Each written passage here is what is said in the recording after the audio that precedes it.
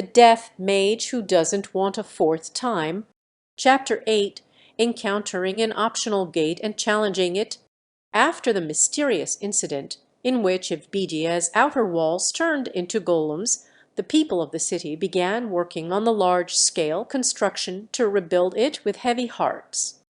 The Adventurers Guild set E-class adventurers to carry out human wave tactics to defend the city, and the country's government requested for renowned mages and adventurers to be dispatched in order to investigate the incident.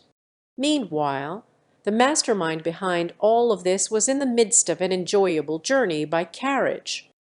He was sitting on the hide of a beast spread out inside the carriage in place of a cushion, listening to the cries of insects as he murmured to himself about how it would be autumn soon. Now that I think about it, this is the first time I've been on a journey. Technically, he had gone on a school trip while on Earth, but the ferry had blown up partway through and he had drowned, so it didn't count. In any case, he remembered that it wasn't exactly enjoyable. Speaking of journeys, a different atmosphere from your everyday life, new experiences, rare sights, delicious food, talking with family or friends. No, that's not a journey, it's a trip. How is a trip different from a journey? If your goal is to have fun, it's a trip. If not, it's a journey. Dictionaries back on Earth probably defined it differently. So that's how it is. Vandeleu is much more knowledgeable than his mother. Darsha gave a small, happy-sounding laugh. Hearing only this conversation, one might think that it was the start of a happy family trip. However, the mother was the ghost of a dark elf, with traces of gruesome torture visible on her slightly glowing body. And the child that was sitting in the carriage had shining red and bluish-purple eyes. He was a 1-year-old Dampier with even less of a presence than the ghost. The carriage that they were riding on was moving without a driver or horses to pull it. It was a rank 2 undead monster, the cursed carriage. Flying in circles high up in the sky and keeping watch was the rank 3, phantom bird, a bird with a body of bones surrounded by a bluish glow. And protecting the carriages on all sides were the rank 3 skeleton warrior and the bear, monkey, and wolf bone beasts. This group that was proceeding forward in the middle of the night looked like a monster parade, a small-scale pandemonium. If there were any adventurers nearby, the only two responses they would have to them would be to either attack or run away. I think I'll go to sleep now. Before the sky gets brighter, I need to hide somewhere. Knowing this, Vandeleu and his party only traveled on the highway at night. They were heading to the Orbaum kingdom, which had been in conflict with the Amid Empire for centuries. The original plan had been to head to the village where Darsha had been born and raised, the place she had been living when she was still alive, but Darsha herself stopped them. I think it's better not to go to my birthplace. Since I went and died, there is no way to prove that Vandeleu is my child, and I'm not sure that everyone would believe my words as I am now. Vandeleu's skin was as white as a dead man's. His ears were pointed, but because of his skin color, one would not think that one of his parents was a dark elf. According to Darsha, the relationship between elves and dark elves of Lambda was not a good one. There were some elf clans that had friendly relations with the dark elves, but they were a minority. Most elves hated dark elves and regarded them as the filthy elves birthed by Vida. And there was no need to even question what the dark elves thought about the people that hated them. If Darsha herself had been alive, they would have believed her, but unfortunately she had died. She did exist as a spirit, but the only ones who would be able to see her other than Vandeleu would be those who possessed rare jobs, such as spiritualist. Also, I don't know if they'll forgive your father or not. Your father was the subordinate of a vampire that believed in evil gods. The dark elf race had been birthed by the goddess Vida, and most of them lived while worshipping Vida and the spirits while also intermingling with the other races created by Vida. Therefore it made perfect sense that they were also friendly with vampires and dhampirs, but only those that believed in gods other than Alda, or the evil spirits. There are also races of monsters such as Lamias and Scylas that share a parent with the dark elf race, but if they were made obedient by tamers, it wasn't a problem. But the evil gods that were once the Demon King's subordinates are still enemies. Those who worship them, even if they were of races given birth to by Vida, were considered traitors. It's a tough world we live in. Yes, that's why I think it would be better if we headed towards the Orbalm Kingdom. The Orbalm Kingdom and the Amid Empire made up the two halves of the Bandaya continent. The continent of Bandaya was sometimes called Warhammer of Xantar because of the fact that it was shaped like the letter T. The Warhammer's handle part was thought to be the place where the fallen champion Zakhart had faced his end for the second time, an area filled with high mountains and countless devil's nests. It was unexplored territory where even adventurers had never set foot. The head part of the Warhammer was divided into two. In the west was the Amid Empire, and in the east was the Orbalm Kingdom. They had been fighting one another for centuries to take over the other and unite the continent. The Orbalm Kingdom had formed from the alliance of many smaller countries that rebelled against the Amid Empire around 500 years ago. But since it was a union of countries now, it needed to be managed properly. For this purpose, they had made an electoral system called selective monarchy, where the royal families of the participating nations became dukes and then a king was selected from among these. The term of the king was 10 years, and reappointment was possible only once. However, since the reappointment of a king was common, the effective term period was usually 20 years. Politics in the Orbalm Kingdom changed, depending on the personality and policies of the new king, but whatever the case, Alda's teachings, the state religion of the Amid Empire that was the enemy nation, should be weak. It seems like there are beastmen and titans among those who can be selected as kings, so a dhampir such as Vandalyu should have no problem. Darsha had never been to the Orbalm Kingdom herself, so she couldn't be sure. But since there were beastmen and titans among the candidates for king's position, it was certain that the Veda's offspring there were treated very differently compared to the ones in the Amid Empire. And so they were headed towards the Orbalm Kingdom, but they were unable to follow the straightest, shortest path there.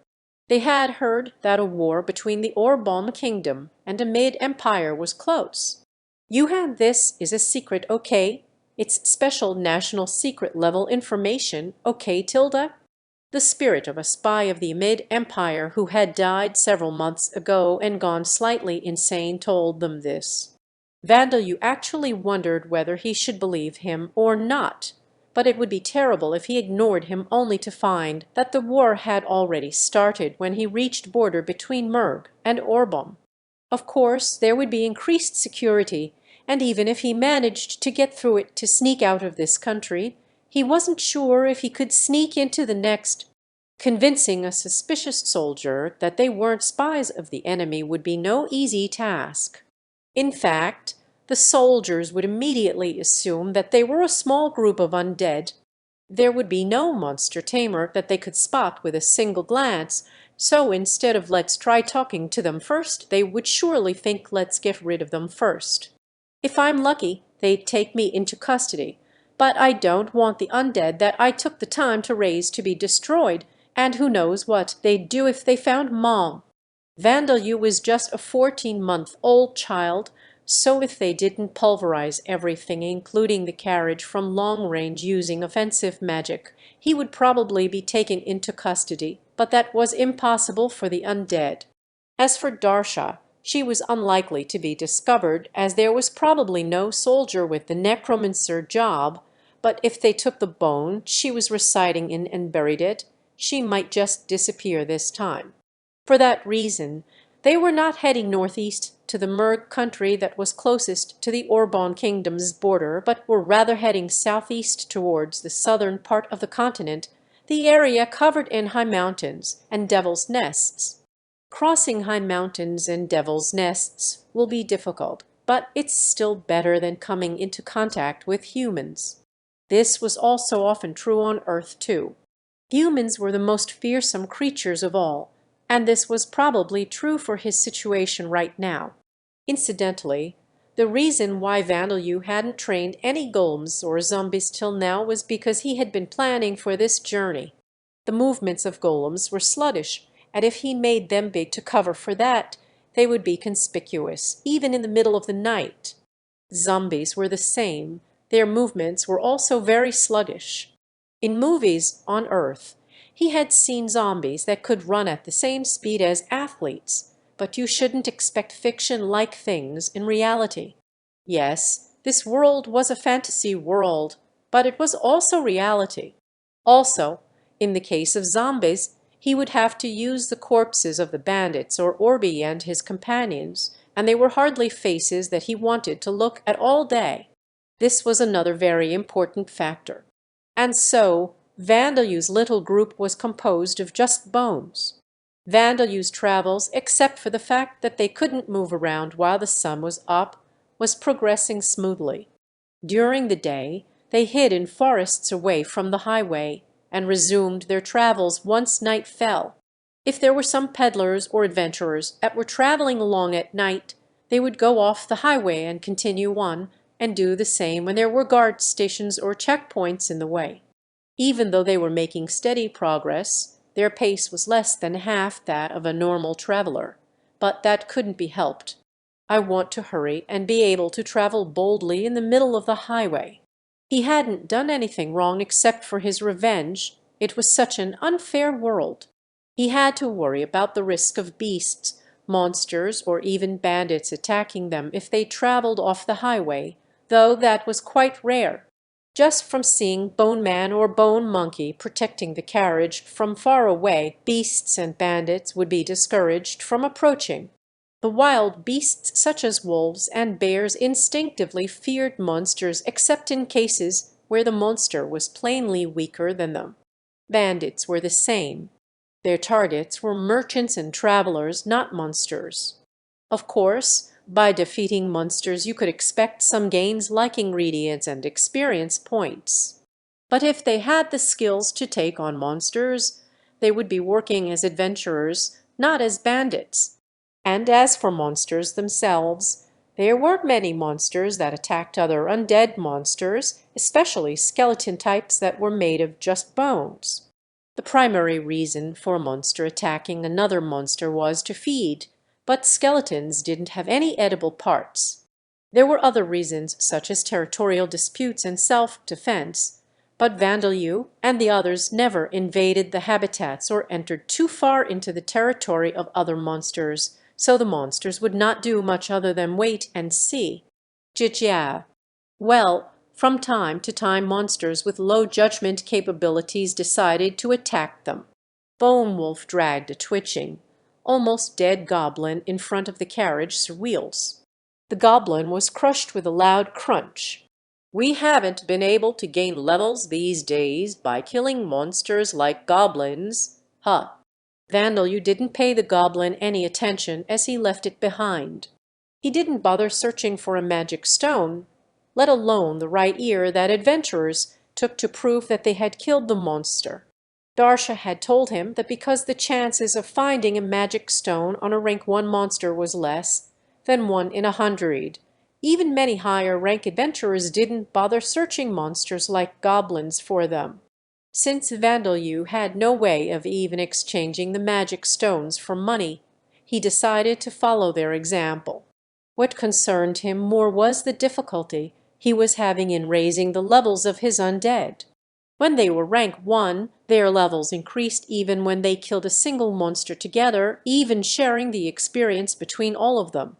But now, killing numerous monsters without sharing experience didn't even yield 1 level. The rank 2 carriage still increased in levels after running over some goblins, but the levels of the rank 3 undead weren't increasing at all. I suppose I have to kill more bandits after all, though I want the carriage to be rank 3 before we cross the mountain range. Vandalu rank 3 is normally considered quite strong, you know. It would take several normal rank 2 people to drive away one rank 3 monster. A rank 3 monster was so threatening that it could still trample one-sidedly over a group of normal people. At the very least, even normal citizens who were proud of their fighting skills or physically strong town guards wouldn't stand a chance. But, Mom, there aren't going to be any normal people in the place we're going to. And since I can't get any stronger myself right now, I want everyone to get stronger instead. I suppose that's true, Tilda, though you're able to make golems quickly, so you'll be fine. This mother of Vandalu's was an easy-going person, even after death. The Amid Empire had been founded by the descendants of Belwood, a champion who was guided to this world long ago. The champion Belwood had stood on the front lines with the people who were forced to do battle against the Demon King's forces, and fought bravely. Within 10 days of coming to this world, he had defeated a dragon and rescued a nobleman's daughter and the first lady who had been captured. Within a month, he had repelled a large army of giants together with the second lady, who was a warrior. Within half a year he had fought the Knights of Darkness that the Demon King had sent while protecting the third lady, who was a priestess, and prevailed. And finally, after 10 years, he defeated the Demon King, even as Zakhart and the other champions were lost, bringing peace to the world. It is said that he and the other surviving champions offered their wisdom to help rebuild what had been destroyed. Much of the champions' wisdom had been lost, but what remained was the hiragana, katakana, and kanji that was the commonly used writing in this world, and the Amid village that eventually became the Amid Empire. And Balshmit, the great first emperor of the Amid Empire, who appeared tens of thousands of years later, was a direct descendant of the champion Belwood. It sounds made up and unpleasant. Vandalu closed the book that had been mixed in with the bandits' treasure and threw it away violently. In Lambda, where the technology for printing presses didn't exist, every book was a written copy. Therefore, they were quite high-class items. But Vandalu didn't see even a single copper coin's worth of value in the tales written about the actions of Belwood, the champion, who had founded the Amid Empire, and the first emperor Balshmit. Firstly, the whole thing sounded like nonsense. The proof that the first emperor of the Amid Empire was a direct descendant of the champion was incredibly questionable. Surely, there was no way to prove a relationship with an ancestor who had lived 100,000 years ago. The book had covered this up with stories about destiny, prophetic dreams, and an illusion of the champion himself appearing and speaking to the emperor. Secondly, it was unpleasant because it made Vandalu feel envious. The champion Belwood. He was probably known as Suzuki in Japan **. He had manifested cheat-like abilities or something as soon as he arrived in Lambda, and within 10 days he had become known as a dragon-slaying champion who had rescued the princess. Within a month, 6 months, he had continued piling up achievements and connections, and after 10 years he was known as a great hero. Translator's note: the kanji for the name Suzuki is literally bell and tree/wood. What was Vandalu compared to that? He couldn't help but to ask this question to himself. 15 months had passed since he was born. The only member of the other sex that he had talked to was his own mother. It seemed impossible that he could become a great hero within 10 years. Of course, the champion Suzuki probably endured hardships and suffering of his own. He had survived the battle with his life on the line. After all, even so, Vandalu is all too aware of the difference between receiving a god's blessing and being cursed by the god instead. This is all Rodcourt's fault as well. You're right, it's all this god Rodcourt's fault. But even so, I'm a little thankful. It was that god who made you my child, Vandalu. His splintered heart began to heal a little. Vandalu reconsidered, thinking that perhaps he should at least be thankful to Rodcourt for making Darsha his mother. But if it weren't for Rodcourt's curse, He would be able to use death attribute magic at the level that he had been using it just before he died for the second time in Origin. He would be able to employ countless golems freely, manipulate many spirits simultaneously, turn an entire lake of water into deadly poison, or reverse the process, turning deadly poison into pure water. If he had been able to do all these things, perhaps Darsha wouldn't have had to die. When he thought about that, any gratitude that he might have felt towards Rodcourt was blown away. The carriage that had been proceeding along a side road to avoid being spotted suddenly stopped. What is it? Due to his danger sense, death magic, he knew that they weren't in an emergency situation such as being surrounded by enemies or attacked by a powerful monster. That magic detected not only poisonous mushrooms and plants, but also the bloodlust given off by monsters and humans. Therefore, he shouldn't be in a dangerous situation. Or so Vandeleur thought as he poked his head out from inside the carriage to see a gate that led underground. A gate, a base used by bandits. It's a little too well built to be something like that. Is it some kind of ruins? As Vandeleur tilted his head sideways, it was Sam who told him what the gate was. Goshujin-sama, I believe this may be a dungeon. A dungeon? Yes, it is a dungeon. Because Vandeleur was inside the carriage, he couldn't see Sam, but he could hear his voice clearly. Dungeons. They were originally breeding facilities created by the Demon King to multiply his monster subordinates and increase their individual strength.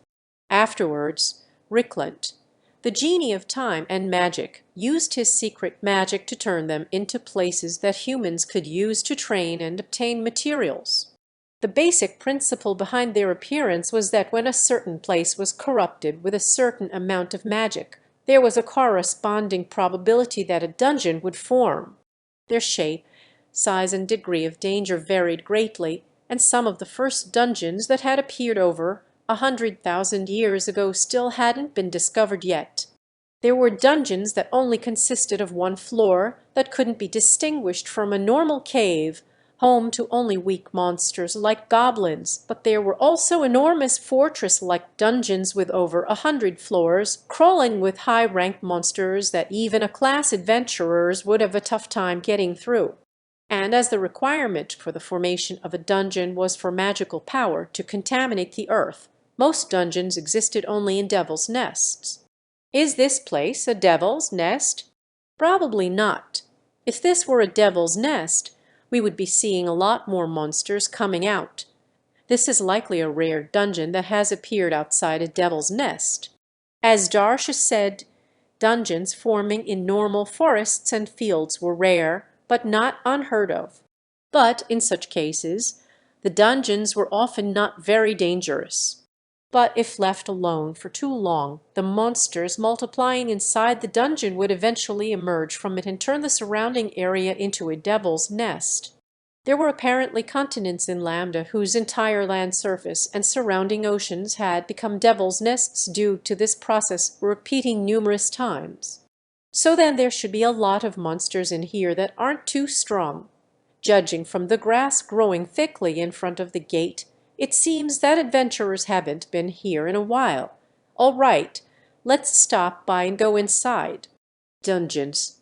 The fantasy-like sound to the word and the sense of adventure excited Vandeleur, though the ones who would actually do the adventuring and fighting the monsters would be Bone Man and the other undead. That couldn't be helped, since he was still only 15 months old.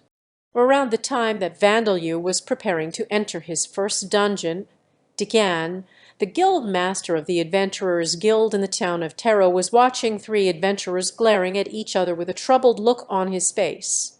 The 3 people here were each a leader of an adventurer party that was well known here in Terra. Cashew, the leader of the D-class adventurers party, the Wind Chasers. Barn, the leader of a similar party called the Steel Wings. And Miranda, the leader of the White Stars.